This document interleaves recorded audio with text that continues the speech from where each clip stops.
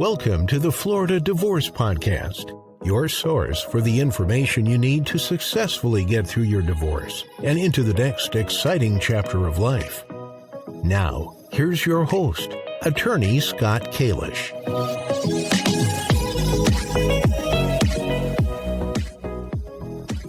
Hey everybody, Attorney Scott Kalish here. I am a divorce and family law lawyer here in South Florida. In this episode, it's a special episode. I had a chance to interview a guest. In this episode, I interviewed actually Nick Meima. He's a divorce coach with Rebuilders International, an international organization that helps people with divorce support and recovery. In this episode, Nick walks us through mistakes people make in the divorce process. He talks about the primary causes of divorce, things that he has seen in his practice. Talks about creating constructive and sustainable relationships post-divorce. And we also talk about kids and how to increase the likelihood that kids have a positive outcome, right, post-divorce. So I really enjoyed my conversation with Nick. I know that if you listen to this episode, you're going to enjoy it and you're going to have some key takeaways. So without further ado, here is my interview with Nick Meima. Nick, thank you so much for coming on the show today. Welcome. Welcome. It's delighted to be part of it. No, of course. No, I'm excited that you're on and for our conversation. Tell me a little bit about the After Divorce Support Organization and how you got into the divorce space initially. Well, actually, the name is rebuilders.net. My initial website was After Divorce Support, and then it's still active, but the name of the company is rebuilders.net, Rebuilders International, rebuilders.net, rebuilders plural.net. So I was living in Michigan for 32 years, Ann Arbor, Michigan, and then the economy collapsed in 2008. My stepdaughter and my oldest daughter were living together here in Boulder, and things were not so difficult in Colorado as they were in Michigan, and said, okay, well, maybe this is time just to start a whole new chapter. So we came out here 15 years ago and, starting all over. And my background is in psychology and couples counseling and life counseling and so forth. Okay. As well as having done the number of businesses that were supportive of that: group facilitation, conflict resolution, organizational consulting, and I was CEO of a number of companies. So when I landed here, I said, I only want to do work that makes my heart sing. Sure. And so that became a compass for me. And so then one day I met some people who had been working in rebuilding a 10-week program. And Bruce Fisher, who started this about 45 years ago, trained them. I met them and they mentored me in terms of how it would be that I could run it. And so then I started 15 years ago. I was married for 20 years, 22-year relationship, and it was one of the most painful things I've ever gone through. Yeah. And I had enough resource, experience, et cetera, to realize I needed and wanted to navigate through this as a learning experience, as a healing experience. And so did, and then spent a period of time after. I spent a couple of years reflecting on what it is that I had contributed to the relationship not working with my first wife. And gradually that I felt more and more settled about that. And then I started a process, which I call prospecting, not dating. So it took 2 years and I prospected with 47 different women in that time period. And it was just, they weren't gold for me. I knew what I had defined for myself, what gold would look like. And they just weren't. And so I just kept, okay, that's not it. And so finally I met Tara, and we've been married now for 26 years. And then when I met Tara, there was a 10-year-old stepdaughter and a 13-year-old stepson. So I had the experience of raising my two daughters. My youngest daughter was going off to college when I got married to Tara. And then 26 years later, having been a stepfather and then blending our families together. So I've been through the whole process myself and had a lot of training and experience. So it just was, I was just encouraged and invited to really use all that experience, knowledge, wisdom in terms of using that in a professional way. And so it's a passion of mine. It feels like a calling of mine to support people who are going through relationship ending. And I want to add one thing. Sure. When I can help one person going through divorce get on their emotional feet, that's what I call it, getting on their emotional feet and getting new tools to navigate life in a different way. Yeah. Then the child or children that they have at least one parent that they can be attached to emotionally. Now, Yeah. I can be talking about a 2-year-old, or I can be talking about a 25-year-old child. Sure. Sure. So in my experience in the 15 years that I've been doing this, the children of those kind of divorces where one parent gets their feet, they start navigating from a place of strength, the kids are not hugely negatively affected by the divorce. Yeah. When both parents struggle, don't do that, Yeah. then the kids are tremendously affected by the divorce, and it has a lifelong impact that's quite negative, and some people never work their way out of that. Yeah. Tell me a little bit more about Rebuilders International. I just pulled up the site here. So what we do is I've trained people in China, in French-speaking countries and Spanish-speaking countries, obviously, as well as English, to facilitate the programs that I've developed. And so that's where the international comes in, is we envision, internationally, there's about close to 160 million people that are actually close to 300 million people a year that are going to be going through a divorce in the world. Wow. In the United States, it's 2.2 million people every year that are going through. Now, that doesn't count in the people who are in a committed, non-legally binding relationship. I mention that because those people, too, are going through much of the same emotional upheaval, just not the legal financial process in the same way. So the vision is to help as many people in the world as we possibly can to navigate the experience of divorce so that it's not debilitating, Sure. that they can actually use it as a doorway to creating a wonderful life, building and growing, and we call it rebuilding, and transforming their lives as a result of. So a fundamental question I always ask people is, okay, once you get on your feet, what is it now that you get to do that you couldn't do when you were in your relationship? And for a lot of people, it's transformative. Now, all of a sudden, they get to do things that they some of them never even imagined it before. Like what? Does an example sort of come to your mind? Well, for me personally, I realized almost right away as the divorce is getting close to the end that there were two things I wanted to do. One was to go through a very intensive spiritual psychological counseling training program. It was a 10-year program. Yeah. But I really wanted to do it.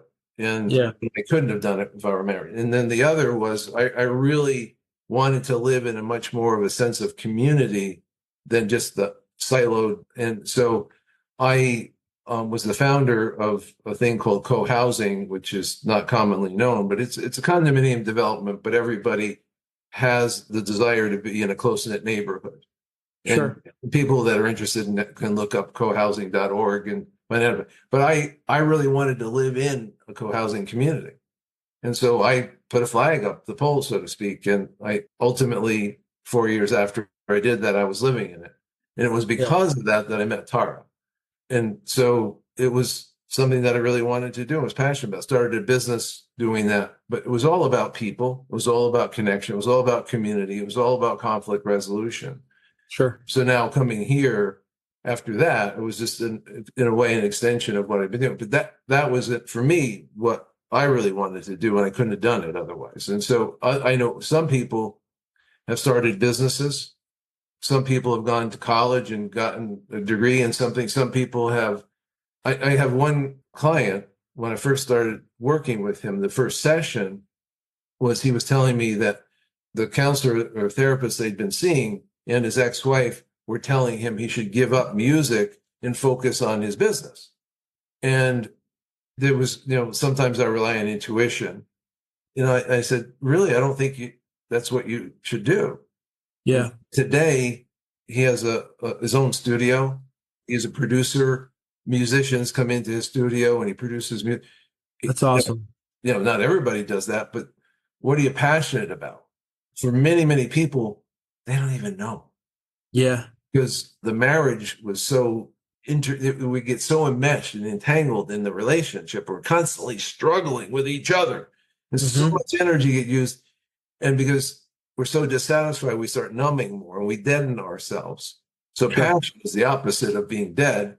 So stepping out of the marriage, and initially, when, as you know, when we're in that divorce, the heat of it, we're just trying to stay afloat. Definitely. But eventually, when we can walk onto the beach and start walking on solid ground, now we can start like, okay, what's out here? Yeah. And then it's such a thing for a person to be passionate and have a sense of purpose where many people never have. And divorce can be the doorway to that. Definitely. Definitely. What would you say some typical mistakes that individuals make in the divorce process? Yeah, one of the first ones is blaming the other or blaming me. It's all my fault. It's all your fault. Both of those are inaccurate, obviously. Yeah. And so being willing to take responsibility for my part, I say 100% responsible for my part of the relationship. And so if I take responsibility, then I start to look at it, right? So most people never start to really look at what their part was. Yeah. And just blame the other or even blame themselves. And so let's just say if they blame the other, then the mistake I made is I married the wrong person. Yeah. That's it. So at its root, right? You got to just sort of look internally and say, well, I made a mistake by getting into this relationship, or maybe by staying longer than necessary. I see that sometimes. Absolutely. So there is, for a lot of relationships, a fuse. And so I on my business card, it says mending, bending, or ending. So mending is repairing, bending is reshaping and redefining, and ending. So most people are not willing to reshape and redefine the relationship because it means both of us have to change. Yeah. Most people are not willing. Sometimes one is, but it requires both. Sure. And, life circumstances, the divorce rate for folks north of 60 has been increasing in the last 10 years, right? Yeah. So what's happening is I can see, the kids are raised. I can see that I'm going to retire or I am retiring. And now all of a sudden, this isn't working for me. Yeah. This isn't, that we're in a new structure, and the old structure doesn't fit this one. Yeah. So the willingness for both of us to change due to the life circumstances that we're in. So that's a mistake. Another one is because I've attributed the problem to you, I rush out and find the next person. And we all know that in the romantic phase, and this is one of the key mistakes we make at the beginning of most relationships, is we make up who the other person is. The romantic phase is like, oh, she's so wonderful. It's not the real person. We just the image. Yeah. We're using a fantasy. And so not realizing that we're doing that is a mistake because maybe missing red flags, right? I've seen that with clients, right? Where I maybe represent someone and, I thought they were a certain way in the beginning, and then I find out right who they truly are. Like I'm talking about, like I've had a couple instances where I represented some narcissists, right? And after realizing like who they are and hearing the term more and more, kind of like internalize and reflect on like what the initial sort of phase was like getting to know this person. Then a lot of times I'm like, oh my God, I totally missed that red flag or this red flag. I could totally see that playing out in the relationship, at least the beginning. Right. The reason that happens is because most of us don't really truly value and respect, love, and appreciate ourselves. And as a result, I'm looking to you. I think it was Jack Nicholson in that one movie said, "You complete me." Well, there's a lot of us that are looking for the other to do that. When in fact, I had a client yesterday say to me, well, this one woman, and he was getting interest, she makes me happy. I said, actually, let's stop that. She does not make you happy. You feel happy with her. Yeah. You're the one who's making yourself happy. So if we go to the core issue, then if I'm looking to you, I'm desperate. When I'm in that desperate place of looking at you, let's just use that phrase to complete me, I'm desperate. Sure. And create who you are. And so I'm not seeing red flags. Yeah. I'm seeing a goddess. I'm seeing a God, and how, of course, that day comes when it's revealed that. And then you think back to all the red flags that you missed. Right. That were there. You just didn't Right. see it because you were, focused on something else, right? Distracted. Right. And sometimes there is what I call misrepresentations. The woman that sits there watching football all Sunday in what I call the courtship phase, Uh-huh. or the guy who goes to church on Sunday and Sure. married, and that ain't happening anymore. Hmm. Those are conscious, deliberate misrepresentations, Yeah, right? absolutely. And so That happens. I say courting oftentimes is distorting. I'm creating a false image. Sure. And so that's why I say take your time. This is another mistake people make, is they don't take their time. I cannot agree with you more. I cannot agree with you more. It's funny because, all I do is divorce and family law, right? As the audience knows, right? And I can't tell you, at mediation usually is the time where there's a lot of like one-on-one time with myself and the client, and there's a lot of downtime, right? Because when the mediator's in the other room, right, they're talking to the other side. So that's my chance just to chit chat and break bread. And a lot of times I'll ask, how did you meet the person? How long did you date the person before getting married? And I cannot tell you how many times it's a lot of the time it's, oh, we dated for a very short period of time. We ended up getting pregnant, and that's really what led us to getting married. Or, it was just a very, very short amount of time that they got to know this person, then they just jumped into the marriage. And I mean, it's just a recipe for disaster, no? Absolutely. Could be. So there's a number of points I want to make. Number one, in the 5 love language, one of the needs is touch, right? Yeah. So most people are not aware of that's their need. And so they become sexual very, very quickly. It would seem like that's all they want, but really the need for touch is equated with sex. And there's a lot of ways to touch without having intercourse and being, getting heavily involved in sex. But Sure. that's a mistake, right? Because as soon as we get sexual, we've changed the nature of the relationship. Yeah. And the relationship wasn't ready for it. I mean, I don't know you yet. Yeah. I got to know you. And so ideally, I would know who I'm sleeping with, right? Sure. And so most people find out who they're sleeping with after, after they did. Yeah. But then we human beings get emotionally attached. Yeah.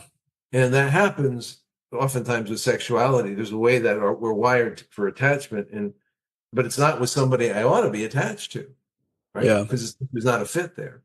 And so I strongly suggest people take at least 3 or 4 months before they get sexual. A. B. This is a quick aside, but it's often, I haven't heard very many people talking about it, which is before you get sexual, let's talk about a piece of paper. The piece of paper is the result of a blood test for sexually transmitted diseases. Mm-hmm. So before we ever have sex, I'll show you mine if you show me yours. Mm-hmm. So now we're intimate with each other about having a conversation about being sexual. Yeah. I mean, that's a lot of work to invest into a relationship, right? And it's like putting all your cards on the table. But at the end of the day, if you want it to work, if you want anything to work, you got to put the time and the investment in. So it's a lot to ask for, but at the end of the day, what are we doing this for, right? Right. Exactly. So I'm bringing it up because, this is a mistake. Sure. No, of course. I can tell you out of 100 people, 3 Yeah. out of 100 will do what I just said. Sure, of course. If that.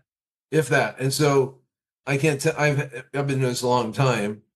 I shouldn't say a lot, but it's not uncommon for a client to say that they have some form of sexually transmitted disease. For example, herpes, genital herpes. Sure. Did you ask the person that you were going to have sex with if they had any disease? Why? I couldn't do that. And so now she has genital herpes, and they have a moral, ethical responsibility to tell anybody from there on out. Let's try to simplify and make life more wonderful. So the other part that I strongly suggest in that taking our time, this is my suggestion, is go after 3 months. That's kind of a threshold when we're starting to get to know each other fairly well.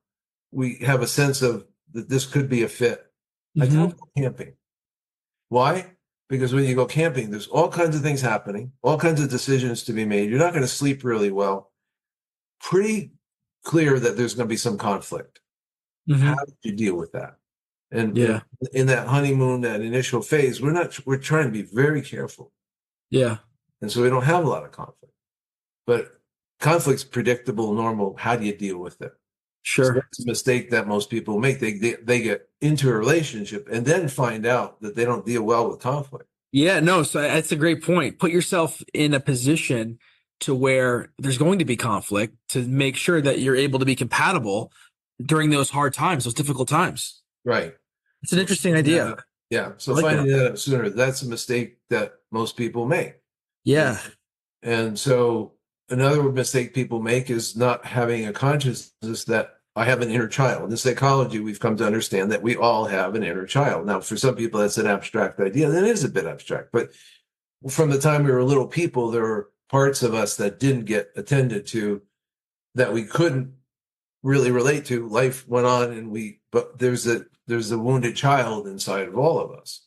Yeah. And that wounded child needs attention. And hopefully over time, people get more awareness of it and do reparent that child from the adult. Well, where I'm going with this is unconsciously, most people hand off their little boy and their little girl in a heterosexual relationship to each other, Mhm. unconsciously saying, you take care of him, you take care of her.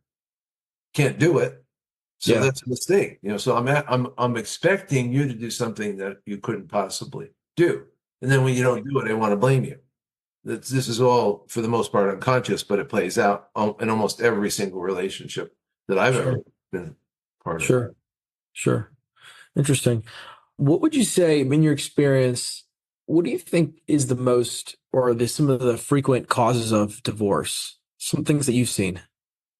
So the core one is what I call not enoughness.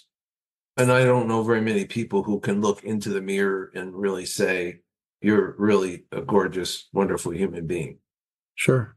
Most people look in the mirror and see a defective person.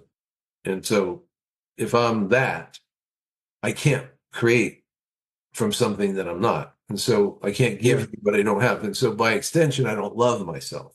I don't esteem myself. So how am I Sure. going to esteem you, or how am I going to love you? Can't give what we don't have. So that's the fundamental thing at the very beginning. The beginning is what caused the problem at the end. And so then we play out the blame game through the relationship. I'm expecting things and expectations without, this is just a quick aside, an expectation without your agreement is manipulation. Meaning, okay, Yeah. if I say to you, this is what I'm really asking of, and you say, yeah, I'll do that. Now I can expect that of you. We have an agreement. Hmm. But most people have expectations where there is no agreement, and they manipulate the other person in the Into relationship. doing it, like channeling them into doing something that the other person didn't say, hey, I want to do this or let's do this. Or go into a lot of resentment and blame for when they didn't do it. Yeah. A simple one is sex. Uh-huh. So if one person, let's say John is interested in having sex with his wife Sally, Yeah. and she doesn't want to, well, Yeah. he takes it as a rejection. Uh-huh. All she said is, I don't want to have sex right now. Yeah. Took it personally. He expected that if he wanted to have sex, she would have sex. So then he tries to manipulate her into doing it, what you're Sure. saying. There's Yeah. all kinds of, so then we have money, we have ways of raising the kids, we have values, we have religion, Yeah. we have how do I spend my time, how much time does my work take, how involved am I in my work. Sure. So all those it's a power dynamic, right? How do I influence, what influence do I have in this relationship? How do Yeah. I influence how we spend money? How do I influence how we raise the kids? How do we influence how we spend our time together? And how do I influence over time? Some people, and it's predictable, they came into the marriage with one set of beliefs, but over time they develop some new beliefs. Well, the other person doesn't align with those new beliefs. It could Yeah. be religious, it could be political, it could be about just about anything.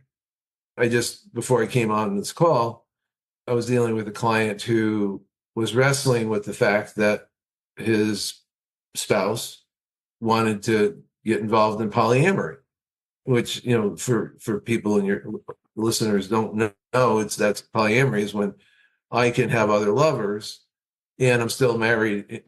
My primary commitment is to my marriage, but I can have other lovers. Sure. And I'm telling you upfront about it. There's no Yeah. secret about it. Yeah. Yeah. So he didn't want to do it, but she did. And so now all of a sudden, she's really interested in this other guy. Now all of a sudden, that wasn't there 5 years ago. Now it's all of a sudden there. So that's another example of how values and interest change over time. And sometimes I get so wrapped up in I know one person who's not just music, but they really wanted to become a successful artist. Yeah. And they spent a lot of money and time training. I'm thinking of this one client who's a photographer, spent a lot of time, a lot of money becoming a really avid, but that was time spent away from the marriage.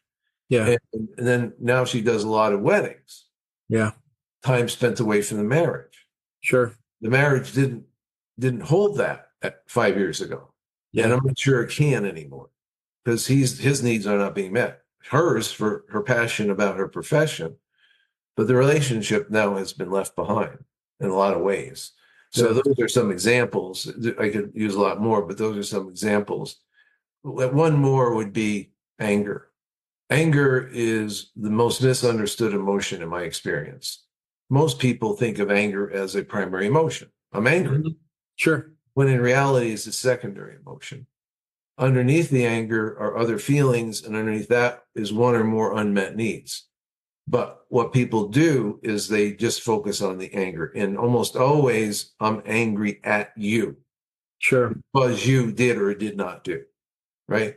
So instead of dialing it back, what am I really feeling and what do I really need right now? Yeah. So anger can be used as a tool. Yeah. So for me, it's always a flashing light on the dashboard. It's like, hey, we got a problem here. Let's open up the hood and let's see what Let's pull over to the problem is. side, let's open up the hood and see what's going on underneath there. And then a lot of times it has nothing to do with you. It's just the old adage about kicking the dog when you come home from work, because it's the only thing you wouldn't fight back. Sure. And Putting in the dog, right? But yeah. So we often I say let anger use us as opposed to using it. And in my experience in working with couples, this is one of the primary issues, is that they don't know how to use anger. They don't know how to have conflict constructively and use it constructively. So that's another example of mistakes people make and what contributes ultimately to spending. Yeah.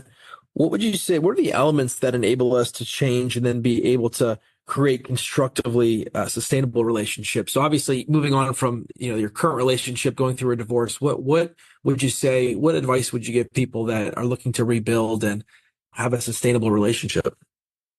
Well, number one, and this number one is the most important, I think, is getting clear on what you really need and want in a relationship. Which is probably a very complex, difficult thing to do, looking internally, right? I mean, so many people out there that, I mean, in my mind, and from what I've seen, they just don't know what they want. They think they know, but then they don't truly know. Right. How do you ascertain that? So, for me, writing down what I value, what I believe, and this is an expression that some people resonate. I did. What makes my heart sing? I've referenced that before. What kind of the circumstances? So, what I love is, this is what I often say to people, just start the sentence. What I love is. Yeah. And what is it? And what I love is nature. What I love is music of certain kind. What I love is coffee. Like we can love a lot of things, but write it down. Sure. And what's most important to me in my life. And so write that down. So now we're accumulating it. It just takes some disciplined time to really be with those kind of questions. And in looking back, what I don't need is, and because that can inform what I do need. So sometimes it's helpful in saying what I don't need that, but that doesn't really get me to what I do. But at least it's helpful to at least look, okay, what was that pointing to then? So one of the things I just want to add this in quickly, in all the years I've been doing this, rarely do I hear someone say on their list, their goal list, I want somebody that's going to be value added to my children. I only one time have heard one person say that. Really? Like, why do you think that is? Because it's a preoccupation with self. It's immaturity. It's the desperation that I have. I want somebody. I want it. It's all about me, rather than like looking at, all right, well, who do I love? Who's probably my number one priority other than myself, right? And that's your kids. Right. So it's startling to me, but literally out of 99 times out of 100, they don't have that on the list. Wow. Yeah. And so in my mind, that should be one of the top two or three. So I know I could go on about that, but hopefully that's at least the beginning of answering your question, responding to your question. Yeah, no, absolutely. You mentioned children, and obviously children are affected by, divorce. Sometimes children fare well, right, post-divorce, but other times there's fundamental issues, right? Fundamental wounds that develop. And I see it in some of my post-judgment work where people have already been divorced and they come back because let's say the child doesn't want to go visit with dad or doesn't want to go visit with mom, and they're just having a really tough time living in two households or going back and forth. What do you think influences both outcomes? How can people set themselves up and set their kids up for success? It's a great question. It's a Yeah, really good question. So both parents being willing to not disparage the other, A, sure. In front of the children, obviously, right? in front of the children, right? And even, you have to be, I say that by extension because we live in a small world. I tell Sure. my buddy Bob, can you believe what she did? Or Yep. then he tells his wife. Yep. And, then it works his way around. So, Or so just eat, yeah, or just even, I can imagine, just when you say things and you feel a certain way and you're putting it out there into the world, you probably, at least on a subconscious level, right, carry, some pretty negative energy. So when, the topic of mom or dad comes up, the way how kids pick up on a lot, right? They have really good intuition. So when someone just, when mom or dad just comes up in the conversation, I think, if you're, really putting bad energy into the world about the other parent, I feel like on a subconscious level, there's probably some of that the kids cling onto and pick up. right. So for me, civility and respect are what we need with each other. And a lot of couples, as you know, at least one of the two is incapable of that. Sure. And what do you tell the person that is the innocent person, the good person, and they're dealing with someone that's just so irrational, so unreasonable, vulgar, right? Always looking to cause a problem. What do you tell the person that, is on the receiving end of a lot of this bad, nasty stuff? How do you tell them to be civil, or what tools or techniques do you think, that they can use to maintain that? So unfortunately, what you're describing is not unusual. Oh, it's very common. Yeah, no, for sure. So I say that unfortunately because it literally, be given my profession, I'm putting my hand on my heart. It's heartbreaking It is. that people would behave that way, and the profound, as you're pointing out, the profound negative effect on the children that has, and it just is. So the person whose ex is behaving in that way, doing everything he or she can do to reinforce to resource themselves Yeah, emotionally, spiritually, physically, nutritionally, every way possible. sure. Because when I'm not doing that, I'm much more affected by it. Two, there's a book called The Four Agreements, and some people are familiar with that book. And one of the agreements is not to take things personally. Well, that's easier said than done, but at least you can have a construct that he or she is not talking about me. Just try to compartmentalize it, right?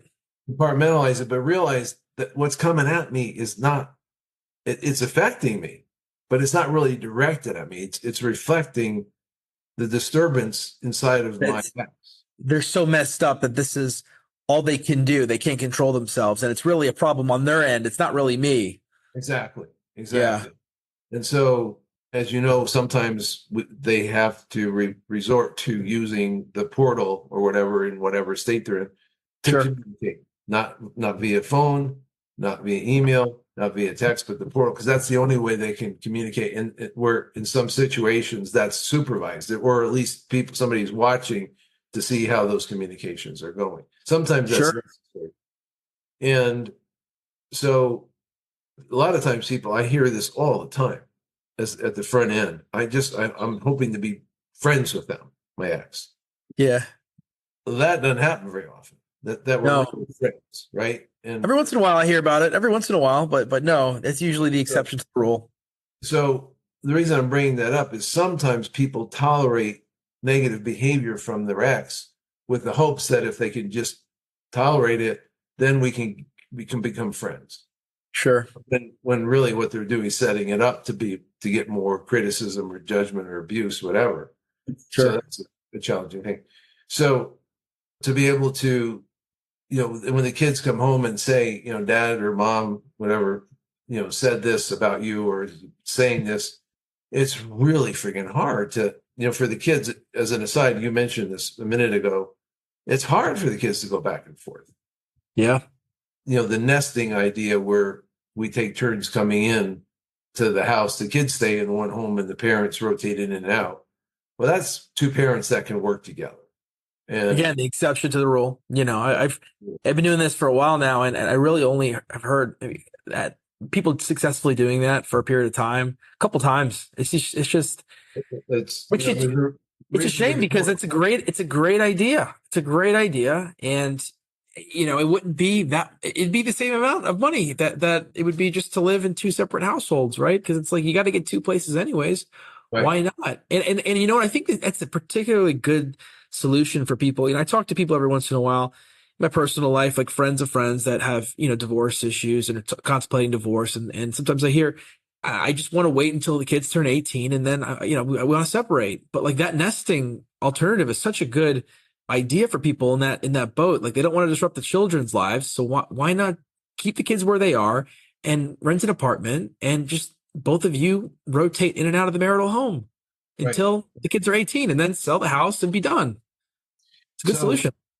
So with the couple that can do that, they get that it's in the best interest of the kids, and it's far less stressful for the kids. My children, my two daughters, went back and forth 1 week on, 1 week off, and they were I think 11 and 14 when I got divorced, and so not little kids, but still, it was still a challenge. Sure. And I want to add one thing in, just as an aside. For me personally, I was the CEO of a large nonprofit during the marriage, and I brought home a regular paycheck. And when I ended that 16-year role, my regular paychecks ended. I was always making money, but it wasn't the regular paycheck. Yeah. My first wife was so attached to a regular paycheck, it scared her. Yeah. That precipitated our relationship ending. But for me, once we got divorced, I got to create a new relationship with my two daughters that I couldn't have while I was married. A positive one. Where in the family dynamic, my ex-wife was the center of that universe. My two daughters were the two planets closest to her, and I was in a planet way far, in an orbit way out of there, and it got further and further. Like Pluto, right? Which isn't even a planet anymore. Not even a planet. Yeah. So that was one of the blessings that came out of the divorce, where I could really create and have a meaningful relationship with both of my daughters that I couldn't have had otherwise. And so I really feel how, for some of us anyway, divorce can be one of the best things that ever happened to us. So back to your question, how do I navigate when my ex is just really behaving in a way that's detrimental to the well-being of my kids and negatively affects me? So more support, not less. You need support, and from whatever sources, from family, friends, therapy, whatever. Yeah. I agree. If you can't change what is, you got to change what you can control, right? You got to change what you can control, and if you can't change it, then how do I tolerate it? And you need support for that. Yeah, absolutely. And so, because again, the kids, if the kids see that you're can't handle it, right? Can't handle it one way, or that you can, because the kids, as they grow older, they know who they can trust. They know who they've attached to. They know who they're bonded to. They know who they value and love the most. And so, for me, being a parent is freaking hard. Yeah. And one of the benefits, if you do it well, is that you can have these wonderful beings in your life as you continue to get older. But if you screw it up, they don't want to be in your life. And so that's the consequence to the person who screwed it up and the benefit to the person who didn't. And so it's a long-term view too that I keep in mind. What would you say? So aside from like not disparaging the kids in front of, or not disparaging, sorry, not disparaging the other parent in front of the kids, anything else that you'd say would be, key to a good outcome in terms of children being raised in two separate households? Yeah, I think because I don't have to focus on my ex anymore, Yeah. I can focus more on them. Yeah. And by focusing more on them in a positive way, I can do things with them. Maybe I'm doing more homework. Maybe we're Yeah. doing some trips that we could never do before that. So there can be a lot of things that I can now do that can benefit our relationship in a very positive way. Making an effort, right? Too many times I hear from parents like, oh, the kids came back from, mom's house or dad's house. She was on her phone the entire time. She was texting the entire time, like making an effort to actually spend time with your kids. Now, in a lot of families, you only have 50% of the time now, right? Your time is cut in half. So you got to really make an effort, right? Absolutely. And so, so this is where I use the distinction between get to Yeah. and got to. What do you mean? I get to spend time with my kids. I get to do these things with them. My kids are here I gotta do this. I gotta. And so it becomes a burden That's a great way to look at it. versus an opportunity. And so for me, all of us are here for a purpose. And if you're a parent, that is a purpose until they're 18. And so you get to fulfill that purpose. It's such an interesting. I was listening to another podcast last couple months, and there was a gentleman on talking about being productive, and he's like an expert on productivity. He was talking, and his background was he was an ER doctor, and he said like as an ER doctor, it can be incredibly taxing, right? Emotionally, emotionally just draining. And he said, just shifting, and he said exactly what you just said, just shifting your thought, right, to saying, oh, okay, I got to go into work, like I have to go into work or to do this grueling, shift, or I hold a very important position and I get to do that. And it really resonated with me because I'm a divorce attorney, right? And this is an incredibly, sometimes emotionally taxing job that I do and deal with a lot of emotions and a lot of crisis every day over kids, finances. And sometimes it could be, a lot to handle, right? And a lot to carry around day to day, week to week, year to year, month to month. And that point just really resonated with me that I get to come to work every day and help people through some of the most difficult times in their lives. And really, really important way to look at it. And I think what you just pointed out with the kids are so special in everyone's lives. And the fact that you get to, spend this quality time with them now uninterrupted from the other sometimes toxic parent is a really, really important way to look at that. Right. Yeah. When we're entangled in dysfunctional marriage, Sure. it drains us in such dramatic ways. And the kids get so much less than they need or deserve. In my experience, having been through that myself. Yeah. Yeah. So in those situations, we end up numbing a lot. By numbing, I'm talking about emotionally numbing, and we can do that with spending a lot of time on our phones or looking at the screen or with alcohol, drugs.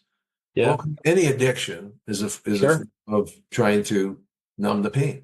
Work is one, right? Just right. Absolutely. Work is, an supposedly acceptable addiction. Sure. But it's still an attempt to numb the pain. Yeah, absolutely. Nick, thank you so much for coming on the show today. I really appreciate you coming on and I enjoyed our conversation. If people want to get in touch with you and your organization, Rebuilders International, how can they do that? Well, the website is Rebuilders, plural, REBUILDERS.net. Okay. And once they get to that website, there's a free gift. It's a self-test. If they go to the homepage, there's a self-test. Okay. And I encourage people to do it. So it's free, no obligation, no heavy sales going on. That self-test helps them understand where they are in the rebuilding process. So it looks at anger, grief, looks at how entangled they still are with their ex, look at how much self-worth they're experiencing. Most of us, our self-esteem plummets when we go down.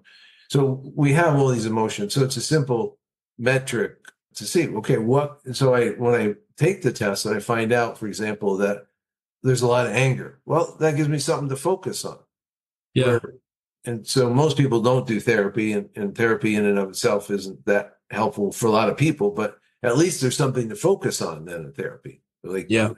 That's why my 10-week program, which is very structured and takes people through this whole process, is so powerful because it's structured and it's time limited in 10 weeks versus if you do 20 or 24 hours, which we do in class, in therapy, that's the equivalent of 6 months of individual sessions. So it's a free thing. Encourage them to do that. There's lots of testimonials there, lots of information about all our programs. So yeah, be delighted to have people join us. Yeah, absolutely. I'll include a link to the self-test in the show notes, as well as the link to just the general site. I see on the webpage there's a big yellow button at the top that says self-test, but Right. I'll link to both. Nick, thank you again so much for coming on. Scott, it was great to spend time with you today. Absolutely. Thanks for listening to the Florida Divorce Podcast.